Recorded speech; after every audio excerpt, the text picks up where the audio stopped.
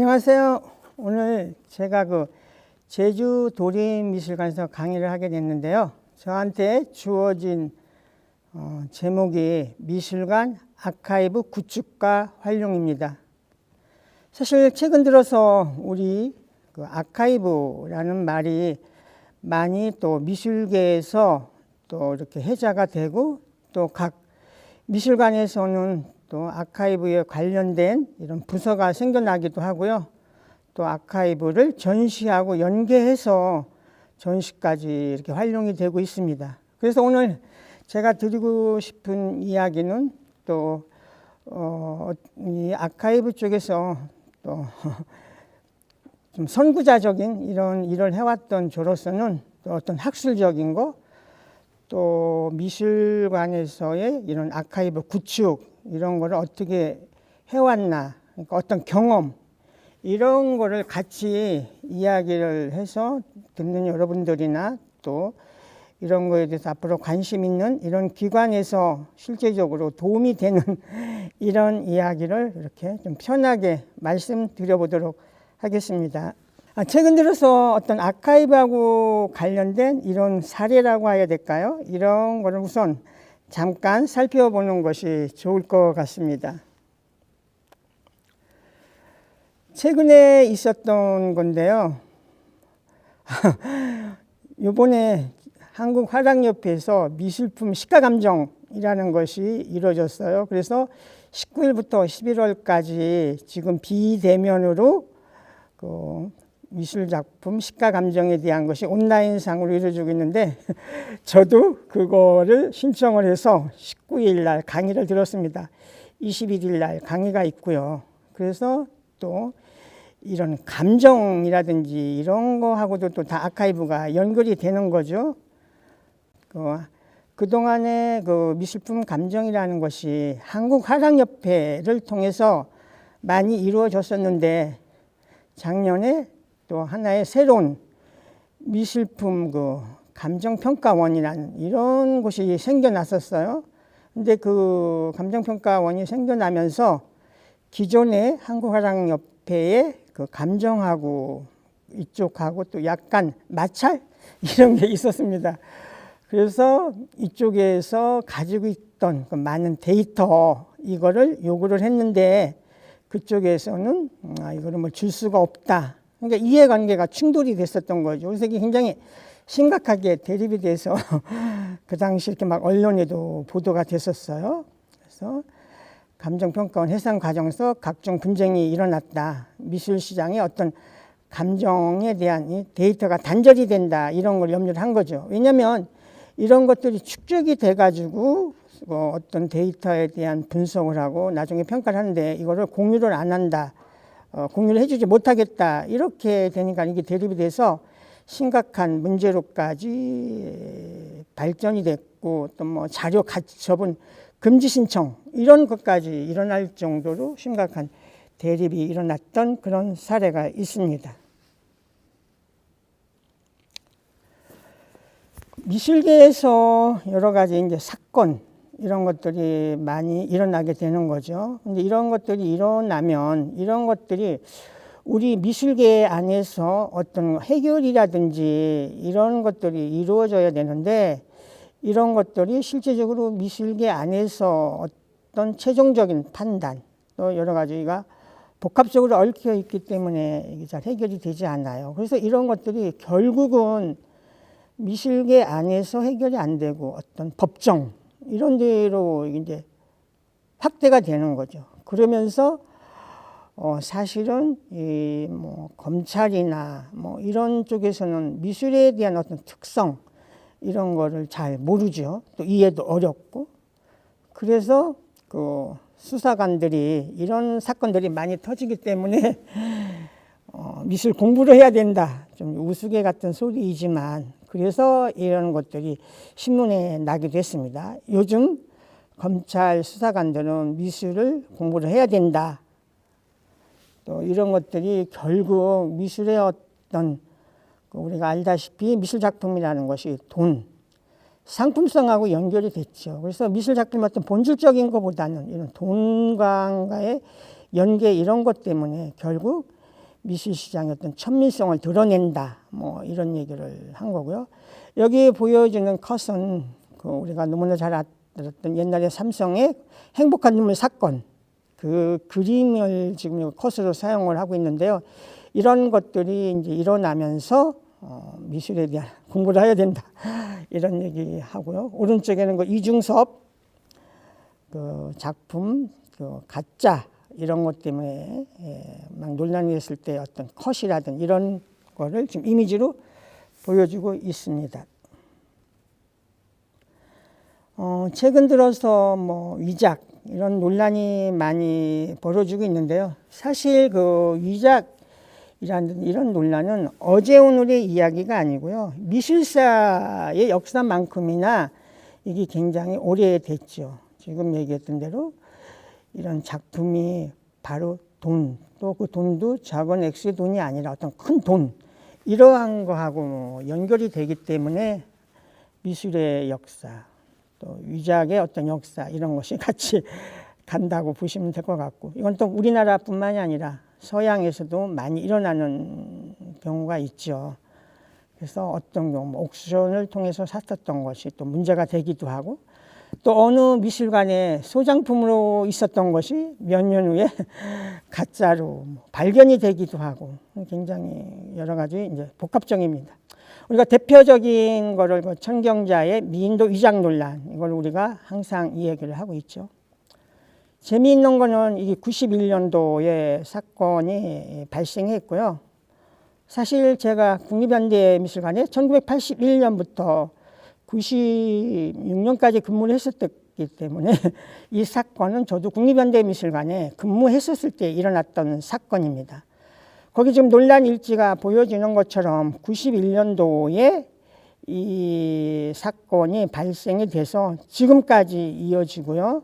현재까지도 이거의 진위에 대한 이거는 종지부를 찍지 못했고, 어쨌든 그 절차를 잠깐 보면은요, 91년도 이제 국립현대미술관에서 움직이는 미술관이라는 그런 전시가 있었어요. 차에 싣고 지역 이런 데 가서 전시하기도 하고, 거기에 천경자의 이 그림 미인도 위작이 아니라 이때 이제 작품이 나왔던 거죠. 근데 이 작품에 대해서 천경자 작가 본인이 이거는 내 그림이 아니다라고 얘기를 한 거고, 국립현대미술관에서는 이거는 진품이다라고 얘기를 했는데요. 이거에 대한 이제 그 논란이 벌어지면서 처음에 뭐 문화면에 기사가 났던 것이 나중에 뭐 사회면으로 확대가 되고, 이게 신문에서부터 뭐 방송, 뭐 나중에 신문 사설, 미술계가 뭐 한마디로 좀 벌컥 뒤집어졌던 이런 사건이죠. 그래서 그 당시 이제 천경자 선생님은 우리가 일반적으로 이렇게 얘기를 하죠. 내가 내 자식을 몰라보느냐. 작가가 내 작품이 아니라고 하는데 더 이상의 무슨 설명이 필요하냐, 이런 얘기를 하면서 이거는 작가는 위작이다. 국립현대미술관에서는 이게 이제 진품이다라고 했는데, 이것이 이제 국립현대미술관에 오기 전까지 이게 이제 다른 뒤에 소장이 되어 있었던 건데요. 그 작품이 국립현대미술관으로 이관이 됐었던 거죠. 근데 그때 그 작품이 뭐 약간 뇌물이었었다, 뭐 이런 거가 좀 복잡하게 얽혀졌고요. 여기에 이제 뭐 제가 그 사건을 길게 얘기하기는 좀 시간이 한 것 같고, 그래서 결국은 천경자 선생님은 굉장히 정신적인 이런 거를 많이 타격을 입으셨죠. 그래서 나는 작품을 안 하겠다, 절필을 선언하고 그냥 그 98년도에 미국으로 갔었어요. 근데 그 후에 99년도에 그 미술품 위조범이라는 권춘식이라는 사람이 자기가 그 작품을 그렸다, 위작을 했다, 이렇게 또 진술을 했었고요. 그런데 검찰은 공소시효 완료 이후로 수사를 안 했습니다. 그래서 그것이 잠잠해졌었죠, 몇 년간. 그러다가 그 이후에 천경자 화백이 미국에서 뇌출혈로 쓰러지고, 또 2015년 8월에 거기서 타계를 했습니다. 그 이후에 이제 유족들에 의해서 이 논란이 다시 재가가 된 거죠. 그래서 국립현대미술관하고의 어떤 이제 법적인 이런 실제적 공방, 어떤 이런 것까지 막 벌어지고, 또 나중에 2016년에 또 뭐 위조범이었던 그 권춘범이라는 사람은 자기가 또 위조를 안 했다 이렇게 얘기를 하면서 너무나 이것이 복잡해지고 막 이랬었던 거죠. 그런 절차를 거쳐서 그 밑에 보면 2016년에 그 천경자 유족들이 프랑스의 이런 과학적인 감정을 하는 류미 에르타크 놀라지 스펙트럼 광학연구소에 이거를 과학적인 감정 의뢰를 했습니다. 그랬을 때 확률이 0.002%로 이거를 이렇게 판단을 했는데 우리나라에서는 그걸 받아들일 수 없다 해서 이렇게 한 거죠. 그래서 결국은 2017년에 그 국립현대미술관에서 전시에 이 작품을 내놨어요. 그래서 또 막 유족들은 이 작품이 가짜인데 어떻게 전시까지 하느냐 그랬는데 그때 이제 국립현대미술관에서 또 어떤 법적인 절차를 다 해서 그 전시하는데 이상이 없다 해서 전시까지 이루어졌던 거죠. 그래서 이거 자체는 어떤 결말이 날 수 없는 그런 좀 개인적으로 그런 생각이 들어요. 이것이 한쪽에 엄청난 타격이라고 해야 될까 이런 거를 동반하기 때문에 국립현대미술관에서는 진품이다라는 거고 지금까지 유족들은 위작이라고 주장하는 이런 거죠. 이런 것을 봤었을 때 일반인들한테는 굉장히 혼란스러운 거죠. 또 대표적인 거로 뭐 이중섭이의 뭐 위작 사건, 이게 2005년도에 그 서울 옥션에서 나왔던 것이 내점이 낙찰이 됐고 또 이것이 뭐 가짜다 막 이런 얘기가 나면서 그 일본에 있는 아들이 2명 있죠. 그 아들 한 사람이 기자회견까지 해서 이거는 유족이 뭐 50년간 소장했던 진품이다라고 막 이렇게 했었던 거고 거기에 이제 자세히 그 경과가 논란 일지가 나오는 거죠. 그 작품을 한국고서연구회 명예회장이라는 김명수라는 사람이 이거를 소장하고 있었던 건데 이게 굉장히 다량의 작품이었습니다. 그래서 결국은 이런 것들이 다 어떤 절차를 거쳐서 이거는 수사에서 가짜라는 결과를 발표를 한 거죠. 또 하나 우리가 빼낼 수 없는 거가 그 박수근의 빨래터. 이것이 2007년 5월 달에 서울 옥션에서 45억, 굉장히 큰 금액이죠. 이거 낙찰을 했는데 그에 창간된 미술 전문 잡지 아트레이드라고 해가지고요. 이게 격주간 형태의 그런 미술 잡지였었습니다. 여기에서 창간호에서 이것이 위작인 것 같다라는 어떤 의혹을 보도를 하면서 이게 또 굉장히 사회적인 파장을 일으키고 재판까지 가고 굉장히 큰 복잡한 막 이런 절차를 거친 거죠. 그래서 2007년 이렇게 보도가 되고 뭐 그다음에 2008년에 한국미술품 감정연구소 뭐 진품 판정 또 여기서 뭐 30억 원의 손해배상 접수 뭐 과학적인 감정 또 여기를 감정이라고 할까 여기 수복 쪽에 있는 그 최명윤 선생이 이거에 대한 그 사이트 그 사건에 대한 이런 거를 개설을 했어요. 스테디 빨래터 해가지고 막 온라인상에서도 막 이게 또 굉장한 공방이 벌어졌고 2009년에 그 원소장자인 미국의 존 닉스라는 사람이 서울에 와서 그 서울시청 옆에 있는 조선호텔에서 기자간담회를 했었어요. 저도 서울아트가이드라는 잡지를 가지고 있기 때문에 그날 기자간담회 현장에 있었고요. 거기 지금 그 원소장자 얼굴 사진이 나오고 있죠. 그래서 그분이 정확하게 이거는 소장하고 있었던 진품이다라는 이런 증언을 했고요. 근데 결론적으로 나중에 이제 법정에서는 이거는 빨래터는 나중에 어떤 결정적인 증거물 이거 뒤엎을 만한 이런 것이 발견되지 않는 한 이거는 빨래터라는 진품으로 확정을 한 거고요. 거기에서 아트레이드에서 제기했던 명예훼손은 인정을 안 돼서 일단 판결이 돼서 이렇게 마무리가 됐던 그런 사건입니다. 최근에 그 유한 선생님의 작품 이것도 굉장히 좀 복잡한 그런 사건인데요. 이것도 아직 정확하게 판정 이게 안 됐고 또 이거는 우리가 얘기하는 것처럼 좀 다른 사건이에요. 말하자면 이완 선생님의 작품이 가짜다. 또 가짜가 많기 때문에 그 한국화랑협회 감정에서는 우리는 이완 선생님의 작품을 감정을 안 하겠다라고 막 선언을 했었던 거고, 근데 이제 그 이완 선생님은 작품이 진품이다 이렇게 얘기를 했었고, 이런 것들도 언론에 보도되면서 어떤 신문에서 뭐 이완 선생이 내 작품은 뭐 가짜가 없다라고 얘기를 했는데, 이게 또 이제 보도되면서 이게 조금 이게 돼가지고, 그때 이제 얘기는 이완 선생님은 내 작품 중에서 내가 본 거는 가짜가 없다라고 얘기를 했는데, 신문에서는 보도될 때 뭐 이완 선생이 내 작품은 가짜가 없다. 그러니까 이렇게 보도되면서 또 오해가 막 개입이 되고, 그러면서 굉장히 또 이게 나중에는 막 이완 선생님과의 어떤 감정적인 이런 문제까지 막 이렇게 되면서 한쪽에서는 막 그런 얘기도 한 거죠. 뭐 조국이라고 할까? 뭐 해준 게 뭐가 있느냐. 또 한 작가, 세계적인 작가를 이렇게 깎아내리려고 하느냐. 이런 막 감정적인 이런 이야기까지 대두되면서 굉장히 복잡해진 그런 사건이에요. 그래서 이것도 지금 이렇게 뭐 정확한 뭐가 안 됐고, 그런데 또 재미있는 거는 분명히 이완 선생님의 작품을 가짜를 그린 사람은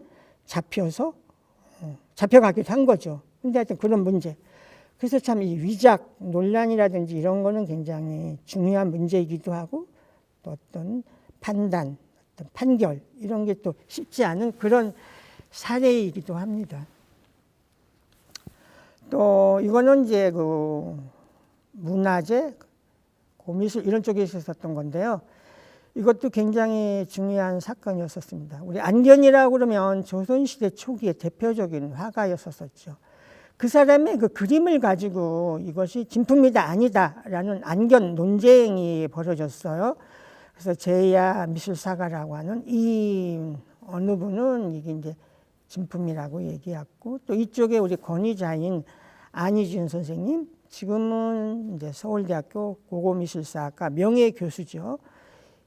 이분은 이제 진품이 아니다라고 해가지고 대립을 한 거죠. 그래서 이쪽에서 뭐 안견 재조명, 뭐 안견, 뭐 실론을 위하여, 가짜와 진실의 전실, 막 이런 책까지 만들어지면서 안견 그림에 대한 진위 논쟁이 벌어진 거죠. 그런데 여기에서 이제 결정적인 어떤 사례가 그 자료가 나중에 발견이 된 거예요. 그러니까 결정적인 도판이 실려져 있는 거죠. 그래서 미술 자료가 증거로 돼서 활용이 된 사례인데요. 그래서 그 이모 씨가 굉장히 강하게 주장이 되면서 안희준 교수의 판단이 잘못된 거가 아니냐 이런 쪽으로 흘러갔었는데, 2004년에 김상엽이라는 문화재청 문화재감정위원이 국립중앙도서관 고소실에 위창은 그 위창 오세창 선생님이죠. 거기에서 고미야 선생 유예품 서화 골동 목록에서 해당 작품의 도판을 통해서 이게 밝혀진 거죠. 그래서 이거는 이거에 의해서 이제 명백하게 이렇게 밝혀진 그런 사건입니다. 이거는 굉장히 특이한 사례인데요.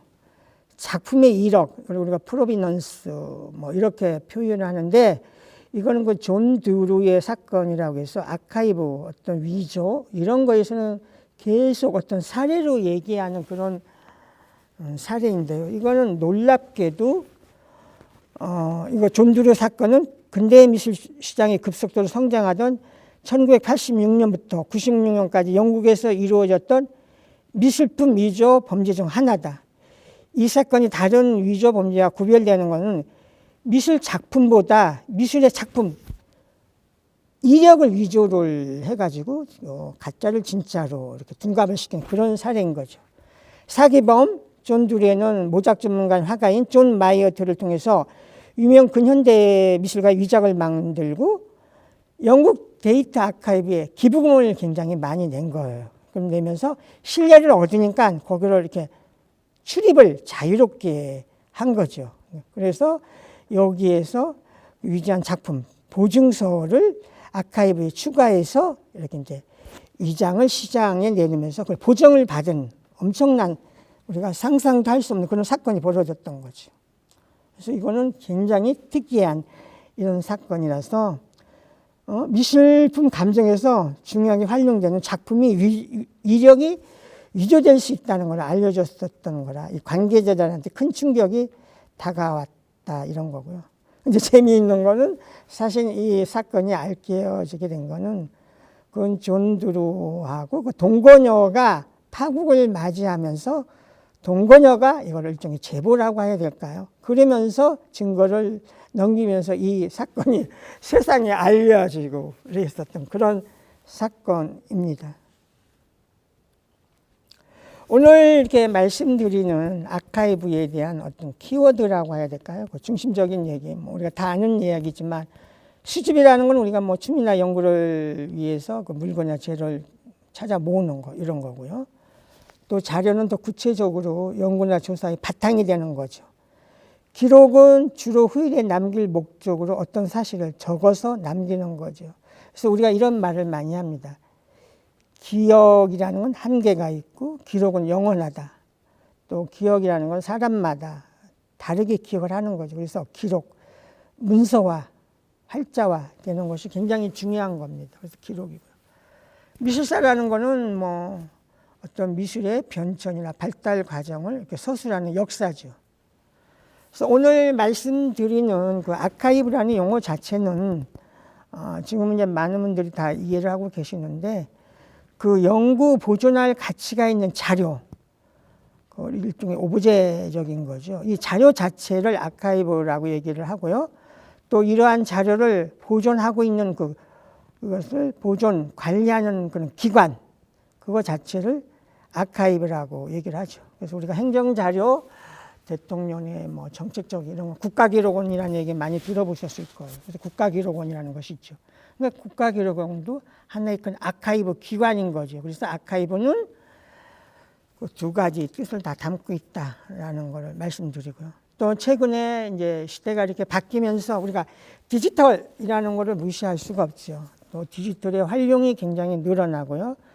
그래서 디지털 아카이브는 디지털 기술이나 컴퓨터 네트워크 기술을 활용해서 기존의 그 아카이브, 아날로그 자료를 다시 기록물 형태로 디지털 형태로 변환하거나 디지털로 생산해서 이를 지속적으로 기록물을 남기면서 이용의 목적으로 관리하는 시스템, 그걸 디지털 아카이브라고 얘기하기도 하고요. 그리고 또 최근에 디지털 라이브러리 이런 말도 많이 쓰기도 하죠.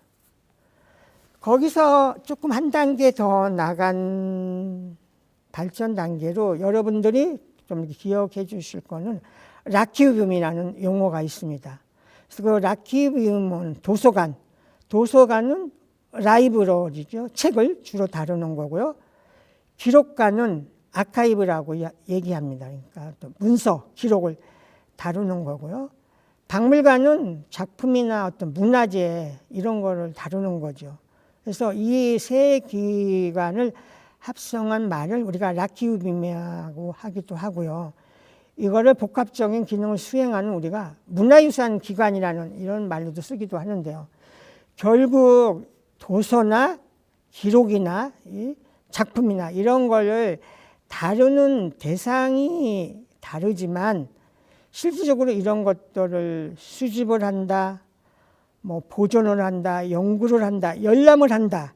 형태만 조금 다르지 궁극적으로 이 세 기관의 기능이 유사한 점이 많이 있죠. 그래서 우리가 그걸 합성해서 라키비움이라는 이런 용어로 확대가 되고 있습니다.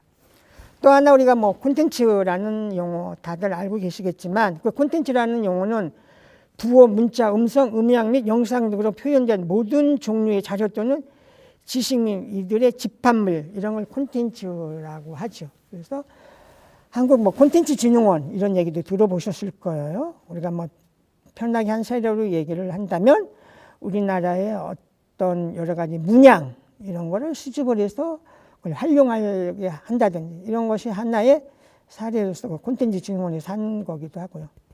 또 하나는 우리가 잡지 같은 거를 보면서 옛날에는 잡지에 그걸 차례, 목차라고 했는데 지금은 여러분들 보시면 알지만 그 차례니 목차라는 말을 쓰지 않고 콘텐츠라고 하죠. 어떤 글이 몇 페이지에 실려 있나. 그래서 콘텐츠라는 용어가 이렇게 굉장히 크게 확산이 돼서 쓰고 있습니다. 뭐 아까 말씀드린 대로 아카이브라는 용어가 이렇게 해서 발전이 돼서 이게 처음에 아카이브는 그 그리스어 궁전 정부의 집을 뜻하는 이 용어에서 파생된 말이었던 것이 나중에 이제 기록물, 또 연구 보존 가치가 있는 이런 기록 자료 이런 걸로 이제 이렇게 확대가 된 거죠. 그래서 이거의 궁극적인 거는 아카이브는 특히 미술, 시각예술 아카이브는 예술가나 혹은 평론가들이 수집해온 그들의 발자취를 파악할 수 있는 어떤 증거물로서의 가치가 있는 자료이기도 하고요. 또 이거는 예술 관련 기관에서 생산된 기관 아카이브가 있는 거죠.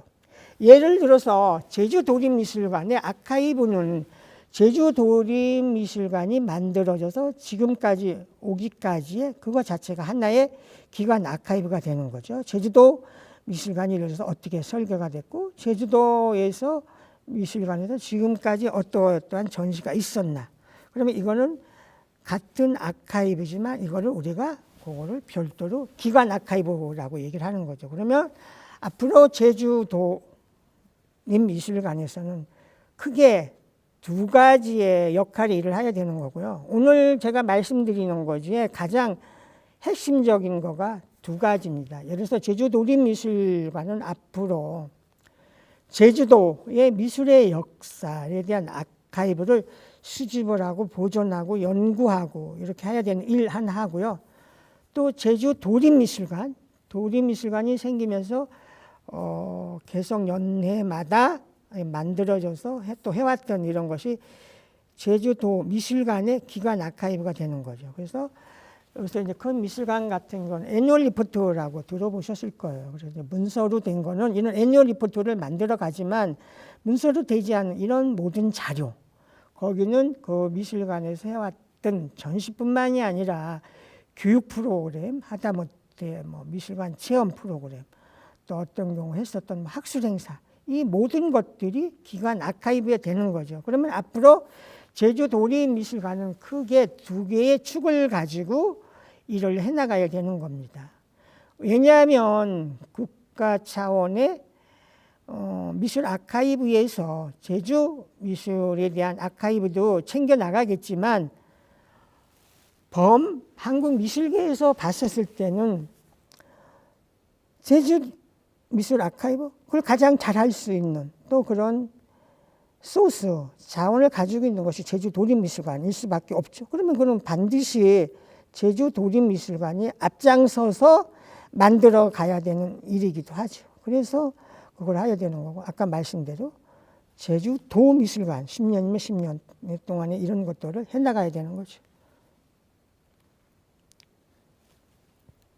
그래서 이 아트 아카이브는 유럽을 필두로 해서 뭐 캐나다, 미국, 호주, 일본 등에서 어떤 이런 아카이브에 대한 우리나라도 그런 거가 있죠. 그런 법률적이라든지 이런 거를 근거로 해서 기록보존소가 설립이 되고 또 이런 것이 도서관과 우리가 얘기하는 기록보존소는 뭐 같으면서도 사실 많이 다르죠. 이런 기능과 역할이 분리돼서 아카이브라는 것이 점진적으로 독자적인 어떤 영역을 구축해 나가는 거죠. 20세기 들어서면서 미술의 어떤 단독적인 이런 미술 아카이브 이런 것이 탄생이 되기도 한 거죠.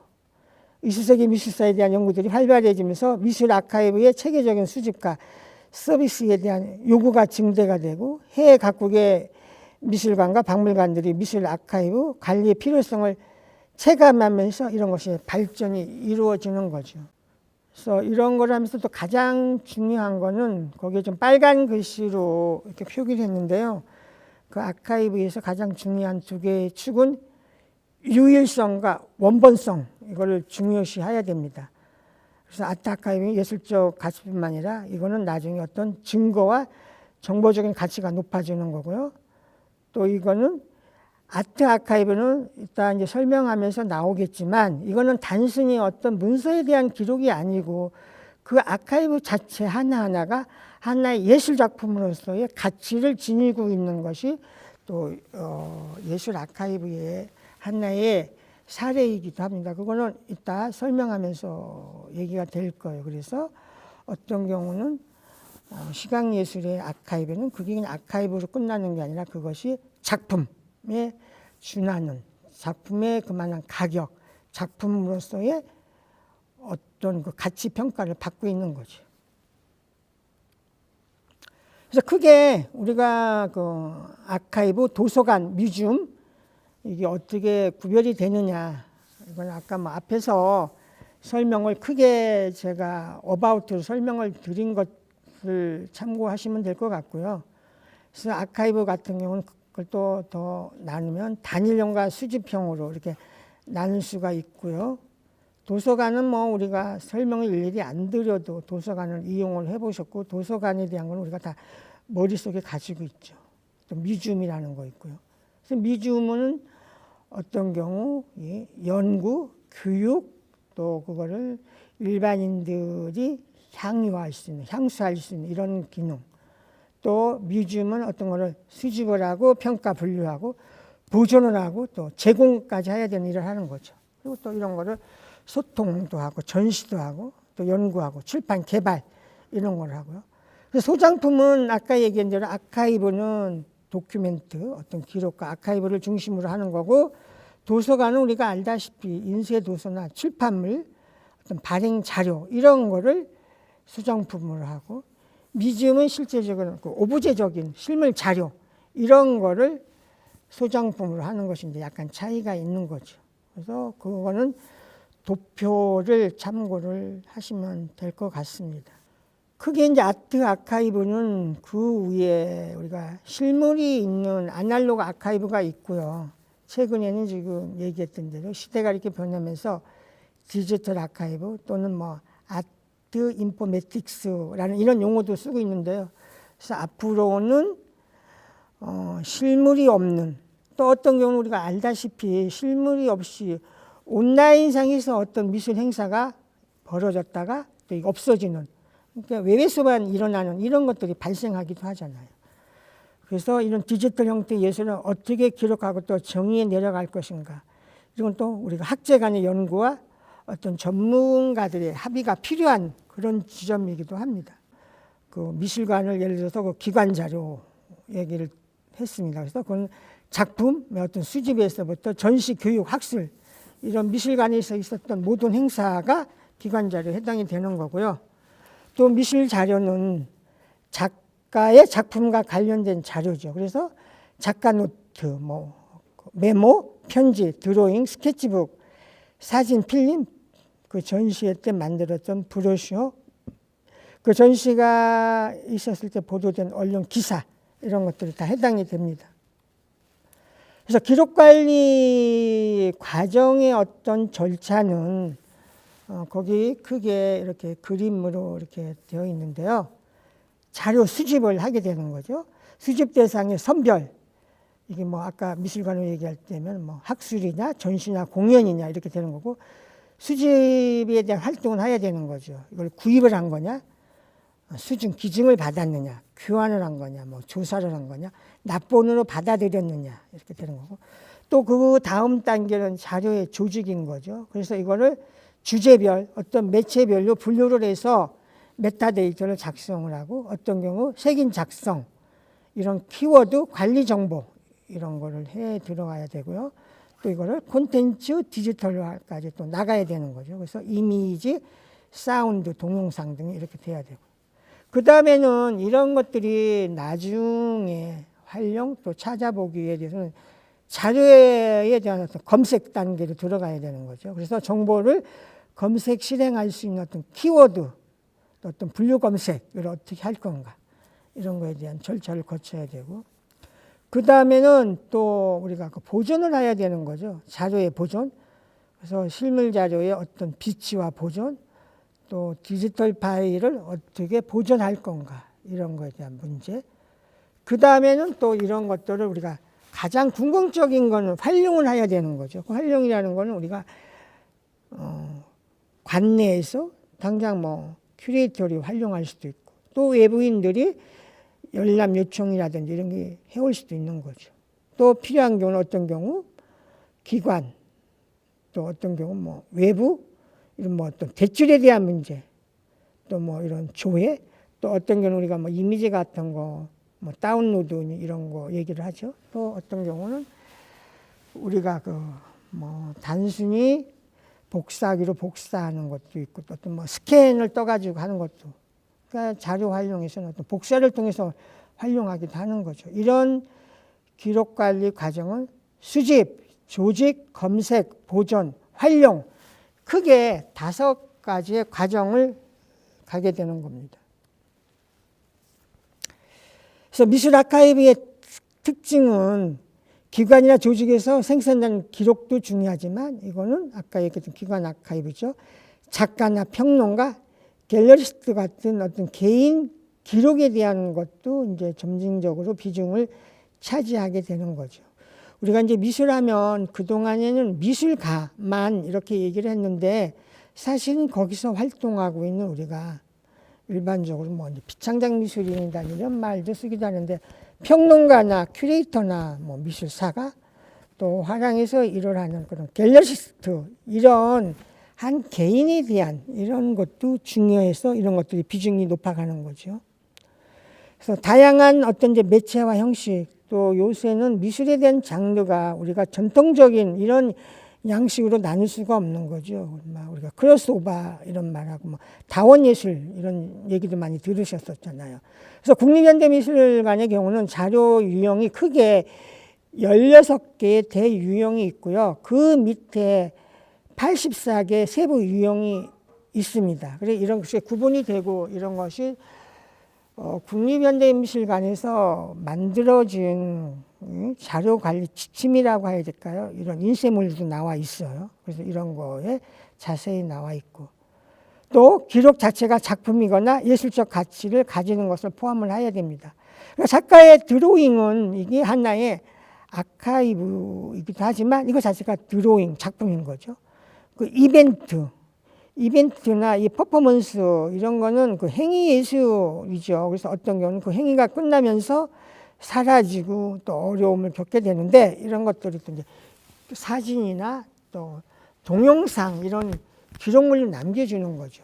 그래서 어떤 경우에 여기에서 설치했었던 작품이 또 다른 미술관에서 설치하면서 그것이 조금씩 달라지죠. 그래서 우리가 버전이 달라진다라는 말을 쓰기도 합니다.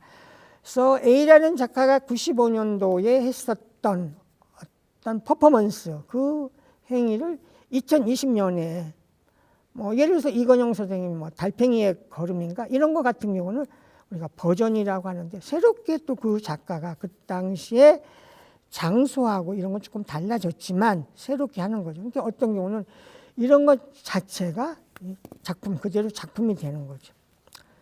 다양한 경로를 통해서 수집, 미술 아카이브는 1차적인 자료뿐만이 아니라 2차적인 자료까지 포함하는 경우가 발생을 한다. 그래서 미술가하고 또 미술에서 관련된 기관에서 관련된 우리가 뭐 브로셔, 뭐 하다못해 팸플렛, 도록 이런 출판물에서 그 전시가 일어났을 때 신문의 기사, 잡지의 전시 리뷰 기사, 이런 스크랩 자료 이런 것들도 다 작가별로 자료가 수집이 되고 보관이 돼야 되는 경우가 많고, 또 그렇게 해야 되는 거죠. 기록 관리의 목적 및 조직화의 원칙. 기록 관리의 목적은 자료 필요시 접근하여 활용함으로 기억을 재생하고 입증하고자 하는 바에 대해서 증거로 삼게 되는 거죠. 그래서 이거는 지적 통제, 내용이나 구조, 맥락이 훼손되지 않도록 통제를 해야 되는 거죠. 두 번째, 물리적 통제, 필요시 언제든지 접근이 가능하게 해야 되는 거죠. 그래서 기록의 속성을 잘 드러낼 수 있는 방법으로 어떤 조직화가 필요한 거죠. 그러니까 예를 들어서 어떤 행위에 대한 거를 하는데 이것이 어떤 기준이나 원칙이 없이 그거를 수집하는 사람, 채취하는 사람 마음대로 하면은 앞에 했었던 거하고 뒤에 했었던 거하고 어떤 그 맥락 이런 게 달라지면 나중에 그것이 자료로서의 가치 이런 것이 많이 감소 또 훼손이 되는 거죠. 그래서 그런 절차에 의해서 해놓는다는 것이 굉장히 중요한 거죠. 그 다음에는 조직화의 기본 원칙, 출처의 원칙은 기록의 출처, 이것을 기록을 생산하는 개인이냐, 이것이 기관이냐, 어떤 단체냐, 또 어떤 가문이냐, 그 출처가 어디였었느냐, 이런 거 기록을 함께 모아 출처가 다른 기록들과 섞이지 않게 관리해야 하는 원칙. 그럴 리는 없겠지만 여기서 수집한 거, 저기서 수집한 거, 이거를 아키비스트라든지 이런 또 이거 정리하는 사람이 잘못해가지고 이거 섞어놓고, 이거는 굉장히 나중에 큰 낭패라든지 또 어떤 거에 대한 역사를 오도시키게 되는 잘못된 큰 실수를 하게 되는 거죠. 그래서 이런 거는 아까 얘기했던 출처의 원칙을 정확히 구별해서 이걸 해놔야 되는 거죠. 예를 들어서 A라는 사람한테 받은 기증, 뭐 B, C 여러 군데서 기증을 받게 되면 나중에 이것이 잘못하면 뭐 섞어진다든지 된다면 굉장히 나중에 어떤 문제가 된다는 거죠. 또 원질서 존중의 법칙, 보존 기록을 정리할 때 이미 구축된 기록의 조직 방식과 순서를 존중하며 그대로 유지해야 한다는 원칙. 앞에서 말씀드린 대로 어떤 사람이 바뀌면서 앞에 해놓던 사람과 뒤에서 일어나는 사람이 이렇게 바뀌어진다면 이거는 근본적인 것이 달라지기 때문에 커다란 문제가 되는 거죠. 그래서 어떤 관리 지침이라든지 이런 거에 대해서 원질서를 존중을 해서 이거를 해나가야 된다는 그런 이야기입니다. 우리가 얘기하는 그 아카이브 기관을 한번 이렇게 살펴보도록 하죠.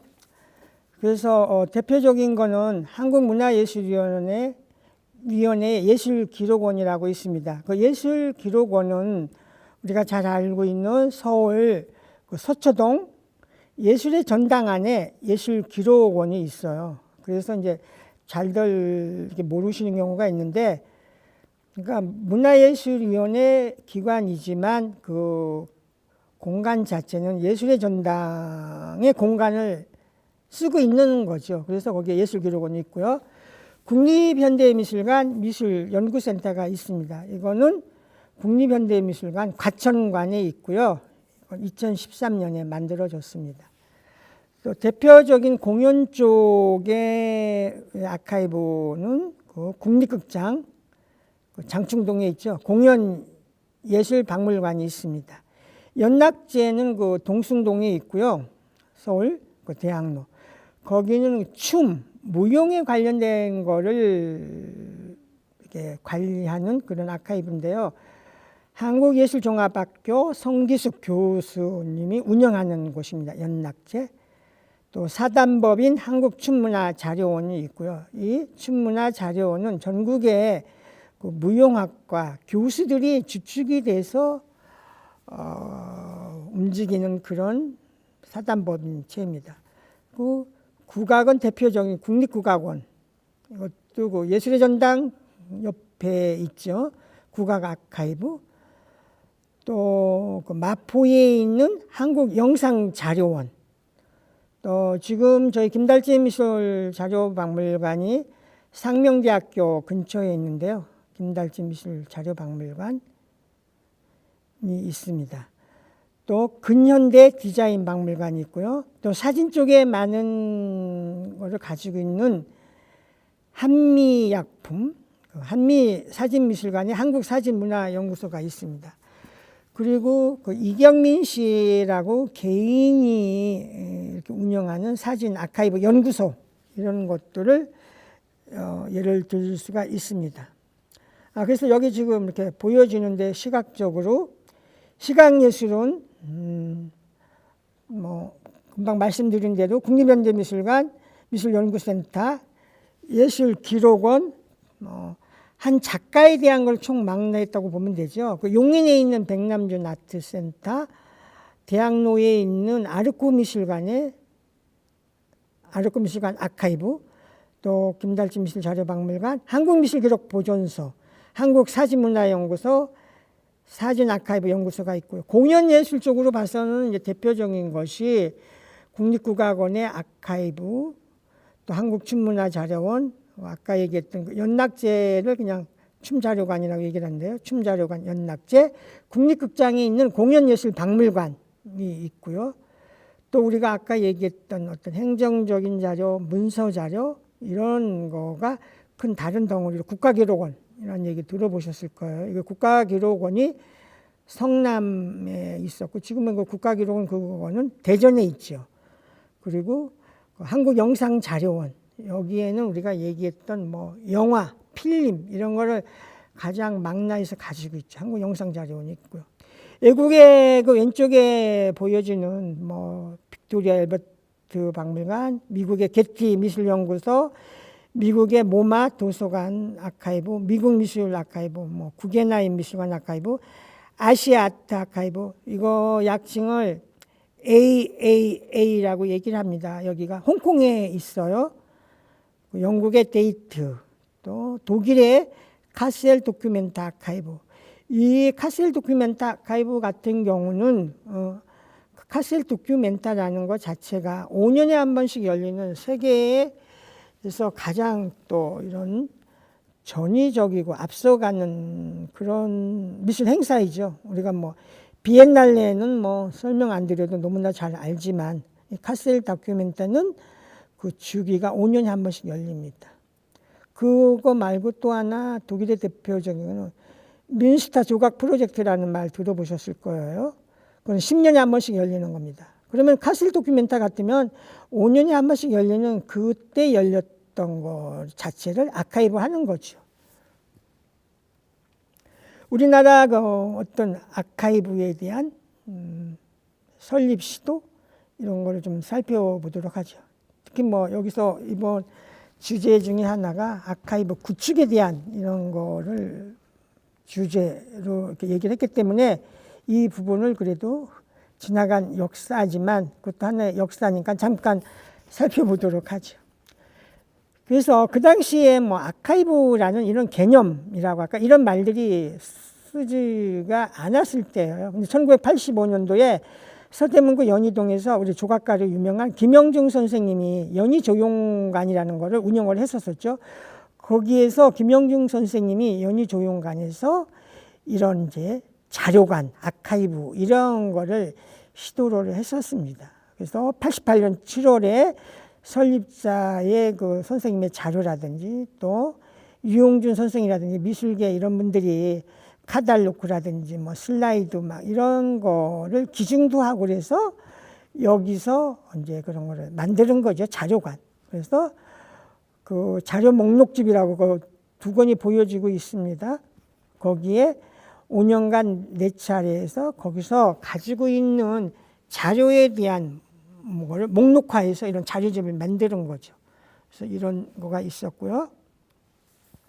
또 그 다음에 인사동에서 한국미술자료관이라는 거가 있었어요. 94년도네요.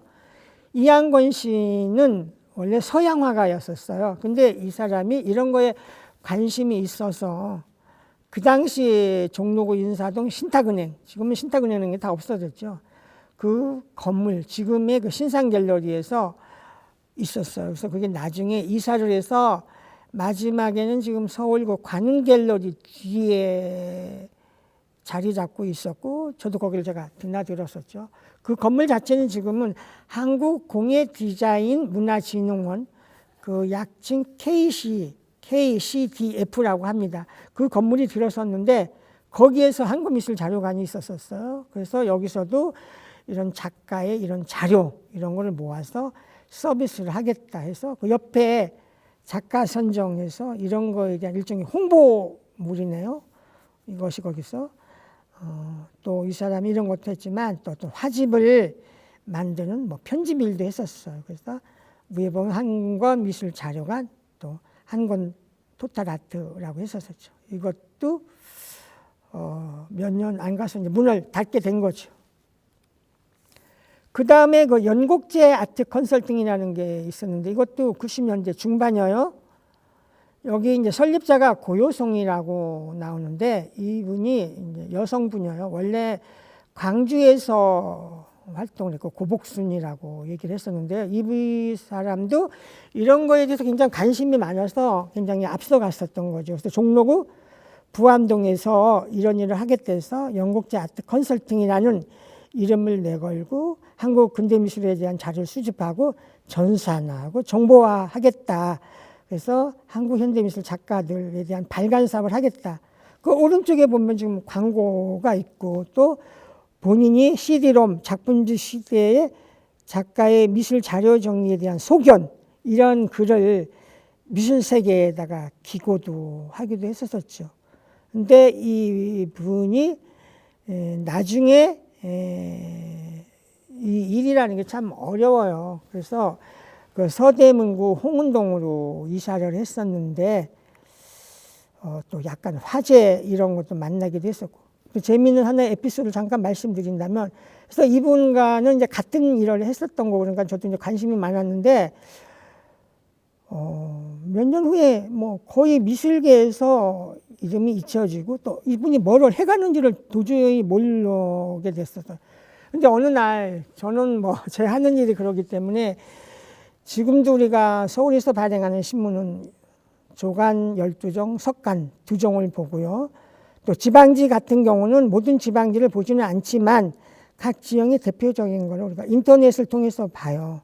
근데 어느 날 보니까 연합뉴스 광주에서 고효성 씨 얘기가 거기 기사를 나온 거예요. 그래서 고효성 씨가 그거를 광주시립미술관에 기증을 했다. 이런 얘기가 있어서 제가 겸사겸사 광주까지 내려가서 인터뷰를 했어요. 이제 저희 잡지에 내가 만난 미술이라는 시리즈가 있어서 지금도 제가 이제 미술 쪽에 어떤 사람을 인터뷰를 합니다. 최근에 방식은 바뀌어가지고 Q&A식으로 서면 인터뷰를 해서 쓰는데 그래서 너무 반가워가지고 가서 고효성 씨를 만났어요. 근데 그때 이제 알고 보니까 이분이 좀 암이 발병이 된 거예요. 그래서 그분도 많은 생각을 했었겠죠. 그래서 원래 고향이 그쪽이고 이분이 나중에 성신여대 미술사학과에서 이렇게 석사 뭐를 하셨죠. 그래서 이거를 이제 자기도 생각을 해서 광주 시립미술관에 기증을 하게 된 거예요. 그래서 그때 그 얘기를 했었고 뭐 굉장히 회복되기를 열망을 했고 또 저도 이렇게 했었는데 뭐 몇 달 후에 이제 부음 이런 소식을 접하게 됐었죠. 그래서 그 자료가 광주 시립미술관에 기증이 됐습니다. 또 대표적인 우리 이구열 선생님, 뭐 미술 쪽에 계신 분들은 뭐 이구열 선생님을 다 좀 잘 알고 계실 텐데 미술 기자 출신으로 미술 평론가로 활동했었던 우리나라 1세대 미술 평론가죠. 이분이 근면에 타계를 했었어요. 그래서 이분이 평생 모았던 자료를 99년도에 지금의 삼성미술관 리움에다가 기증을 한 거예요. 그래서 지금 그 안국동 노타리, 지금은 그 건물이 없어졌어요. 거기에서 거기는 종로구 송현동인데 여기에 이제 그 삼성미술관 상국미술기록보존소라는 걸 만들었죠. 그래서 있다가 나중에 2002년도에 운리동으로 이사를 했어요. 옛날에 거기 TBC 자리여요. 지금 현대건설 그룹 사업 건너편 지금 여기도 없어졌죠. 2002년에 운리동으로 이사를 했다가 2005년에 그 용인 호암미술관으로 이사를 갔죠. 그래서 거기에 수집 대상은 인쇄자료, 그래서 전시에 까달렸고 신문 잡지 기사, 시청각 기록물, 사진, 비디오, 오디오 테이프, 또 서류, 작가 및 어떤 미술에 관련된 이런 것을 수집을 했습니다. 그래서 이런 걸 하고 또 하나는 거기서는 구술사 체록이라고 아실 거예요. 이런 거를 원료 작가를 하기도 하고 어떤 주제별로 해서 이런 구술사 체록을 해서 남기기도 했었죠.